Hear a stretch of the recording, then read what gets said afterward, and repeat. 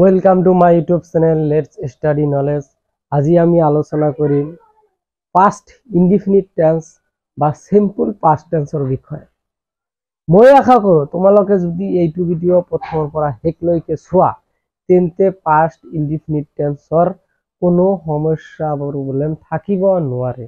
বলা এবাৰ আৰম্ভ কৰোঁ। সিম্পল পাস্ট টেন্সৰ ডিটেইলছ কৰছো। ইয়াত কিছুমান ফ্যাক্ট আছে।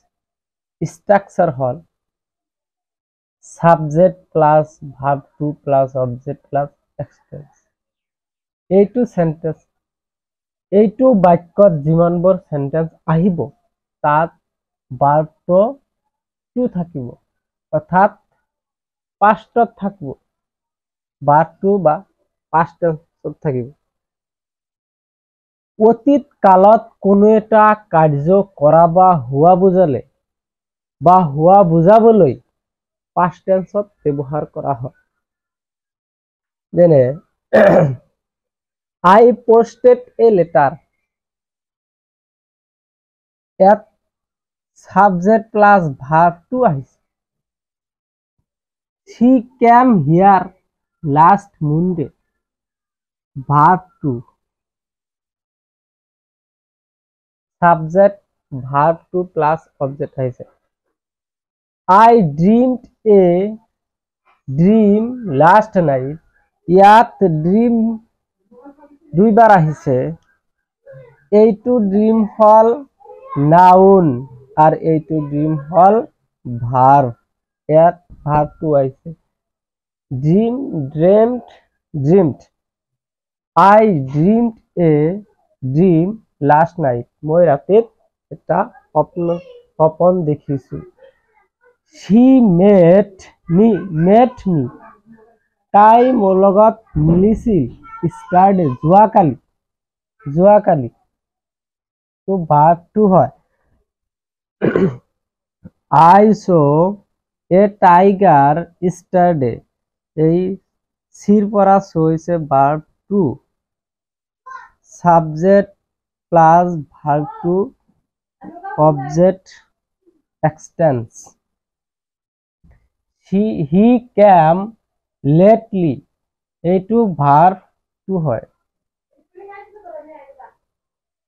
এই সেন্টেন্স এইটো বাক্যত এইটো টেন্সত যিমানবোৰ সেন্টেন্স আহে এইটো আমি কিদৰে চিনাক্ত কৰিব পাৰো। যদি সেন্টেন্সবোৰত yesterday, last, lately, ago, formerly আদি শব্দ থাকে তেন্তে সেন্টেন্সটো পাস্ট ইনডিফিনিট টেন্সত ধৰা হয়। আৰু যদি as if, as though, it is time, wish আদি শব্দ থাকে যদি সেন্টেন্সত তেন্তে এই শব্দবোৰৰ পিছৰ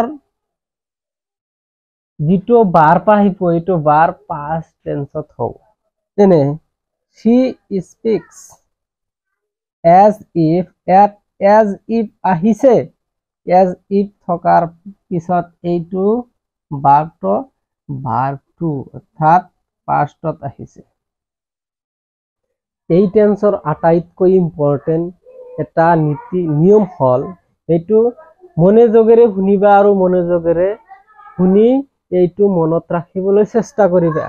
যেনে as if, as though, wish আদিৰ পিছত যিকোনো সাবজেক্টই নহওক কিয় I, he, she, we, they আদি থাকাৰ পিছত যদি ইয়াত be verb দিবলৈ দিয়ে ইয়াত অকল where হে ব্যৱহাৰ হয়।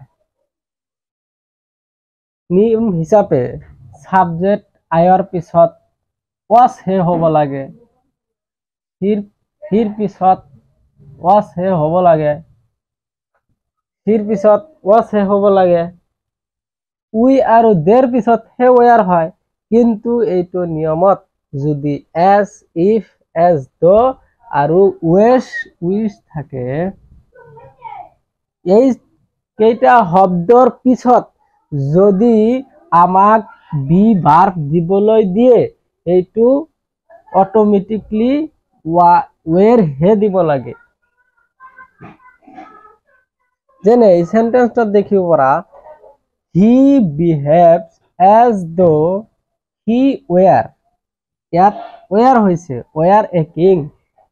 আমালোকে জানো যে হিৰ পিছত ওয়াজ হয়, কিন্তু এইটো ওয়ার হয় বহুবচন সময়ত দের লগত বা ওয়ার লগত হয়, ইউর লগত হয়, কিন্তু ইয়াত হৈছে কাৰণ কিয়াৰ কাৰণে এজ দো আহিছে।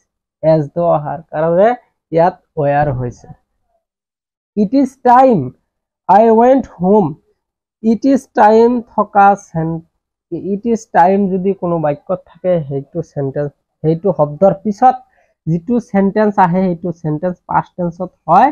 ইয়াত আগতে মই কৈছো, যেনে I went home, I went to market and meet my friend.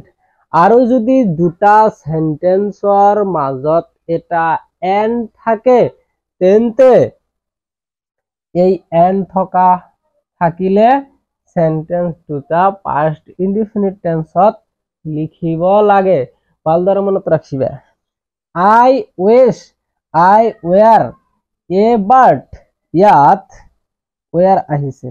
আই আমালোকে জানো যে পাস্ট টেন্সত বি ভাৰ্ব ব্যৱহাৰ হয়। আই প্ৰনাউনৰ পিছত ওয়াজ ব্যৱহাৰ হয়। সকলো সময়তে প্ৰেজেন্টত এম ব্যৱহাৰ হয়, কিন্তু ইয়াত ওয়াৰ আহিছে। কিয় আহিছে? কাৰণ উইশ আহাৰ। যদি উইশ নহলে হেতেন এই সেন্টেন্সত, তেন্তে ইয়াত ওয়াৰ নহলে হেতেন, ইয়াত ওয়াজ হে ব্যৱহাৰ হলে হেতেন।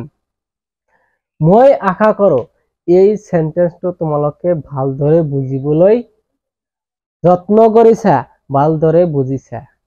যদি ভালদৰে নুবুজা তেন্তে কমেন্ট বক্সত জনাবা আৰু মই ভালদৰে বুজাবলৈ চেষ্টা কৰিম। আৰু এইটো ভিডিঅ' তোমালোকে তোমালোকৰ বন্ধু বান্ধৱী সকললৈ শ্বেয়াৰ কৰিবা।